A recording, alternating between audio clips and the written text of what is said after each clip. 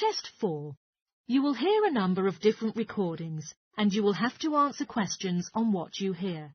There will be time for you to read the instructions and questions, and you will have a chance to check your work. All the recordings will be played once only. The test is in 4 sections. At the end of the test, you will be given 10 minutes to transfer your answers to an answer sheet.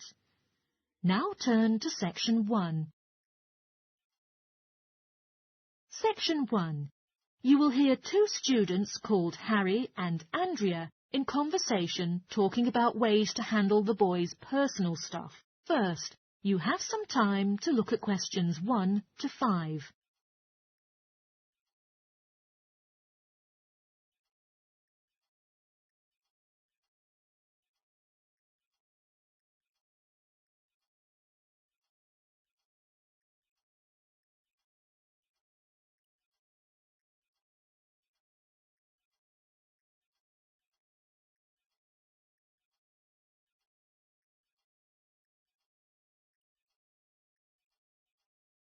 Now listen carefully and answer questions 1 to 5.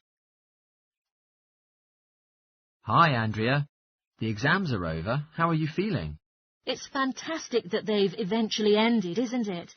And every morning, more sleep. What about you? Well, I've also been sleeping a lot recently, but I have many things to handle before I leave for England. Perhaps you can help me with it. I've got too much stuff that I'm unlikely to take back with me, but I have no idea how to deal with it. Well, what kind of stuff is it? And do you prefer selling it or just giving it away?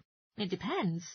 Basically everything I have. The printer, the fridge, and other cooking stuff that I bought from the former renter. But my sleeping bag may be helpful on some occasions. But the newcomers have already brought what they need, so they won't be interested in what I have. And giving them away will cost me too much. I'm not sure how to sell it. Also, I've got some clothes and books. Why don't you just take those with you? The books weigh a lot, so it will easily surpass the airline's baggage allowance, and that will be another huge expense. And my suitcase can't hold the amount of clothes I have. Unbelievable how much stuff I've got during my time living here. Anyway, those summer clothes I have here in Australia won't be very useful in England. I understand. Well, there is something you can do. First of all, you can put up notices around the campus about the books. You know, in the Student Union building and the Economics department, there are many notice boards. And also, any places that second and third year students will see them. People always want to buy cheap textbooks. Good idea. But what should I write on the notices? Just list the titles and authors of the books, and also with the price you want to charge. Also, some basic information about you, of course, like your name, phone number, and also some little tear-off pieces of paper.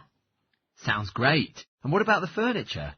You could try to put on notices about furniture too, but normally students won't be around all summer, so they may have no interest in buying furniture now.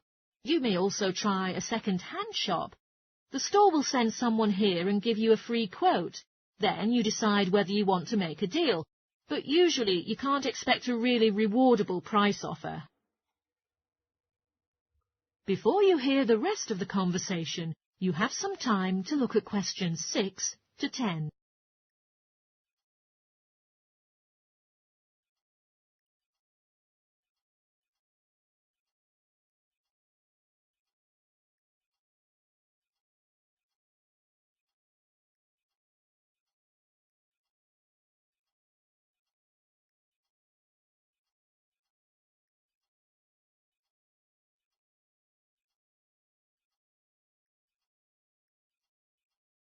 Now listen and answer questions 6 to 10. You can also choose to post an advertisement in the Trading Post. Have you heard about that paper? Every week it comes out with advertisements people place about what they want to sell, but you have to pay to have your notice in it, and then wait for calls. Give as much information as possible, and if anyone is interested about your stuff, invite them to come by and check. But making a deal is always difficult. I haven't heard about the Post before, but I should read it now, and I'll put the advertisement about the fridge, the microwave and the furniture on. but I'm not sure whether kitchen stuff is also a good idea. Well, you can donate the kitchen stuff to a charity shop or just sell it, like the Salvation Army or St. Vincent de Paul. But maybe you can call a second-hand shop and it can give you a quote first. Sure, I'll do that. Wait for the evaluation result and see whether I should sell them or just give them away. But how about my clothes? I still don't know what to do. A charity shop will take them too, so long as the clothes are in good condition. And although you don't get paid for them, you know someone who really needs the help will benefit from your clothes. That's very true.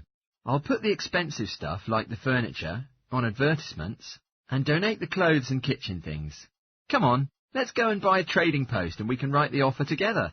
Well, in fact, I'm interested in buying your microwave as well as fridge, depending on your offer, of course. OK, let's see how good you are at bargaining. That is the end of section 1. You now have half a minute to check your answers.